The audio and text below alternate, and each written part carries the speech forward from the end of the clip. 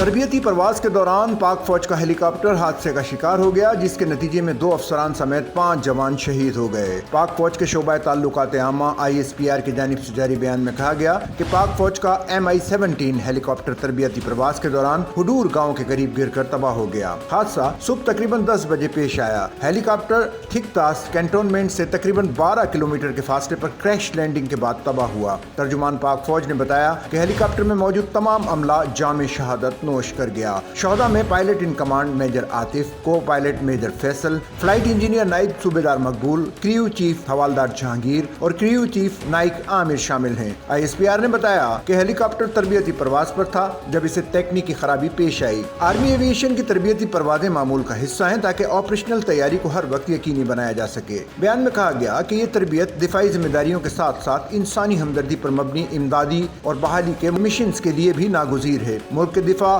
اور عوامی خدمت کے ہر پہلو میں بھرپور تیاری یقینی بنائی جائے گی۔ وزیر اعظم شہباز شریف نے گلگت بلتستان کے علاقے تھکتاس چھاؤنی کے قریب آرمی ایوی ایشن کے تربیتی ہیلی کاپٹر کے حادثے پر گہرے افسوس اور رنج کا اظہار کیا۔ وزیر اعظم آفس سے جاری بیان میں وزیر اعظم نے حادثے میں شہید ہونے والے major Atif, major Faisal, flight engineer Maqbool, havildar Jahangir اور نائک امیر کی بلندی درجات کی دعا کی۔ وزیر اعظم نے شہداء کے اہل خانہ سے اظہار تعزیت کیا اور شہداء کے اہل خانہ کے لیے صبر جمیل کی دعا کی۔ وفاقی وزیر داخلہ محسن نقوی نے بھی واقعے پر اظہار افسوس کیا اور شہید ہونے والے pilots major Atif, major Faisal سمیت عملے کے 5 افراد کو خراج عقیدت پیش کیا۔ انہوں نے شہداء کے خاندانوں کے لیے صبر جمیل کی دعا کی۔ وزیر داخلہ نے شہید میجر عاطف، میجر فیصل، نائب صوبیدار مقبول، حوالدار جہانگیر اور نائک عامر کے لواحقین سے دلی ہمدردی اور اظہار تعزیت کیا اور کہا کہ جوانوں نے فرائض کی ادائیگی کے دوران شہادت کا بلند رتبہ پایا۔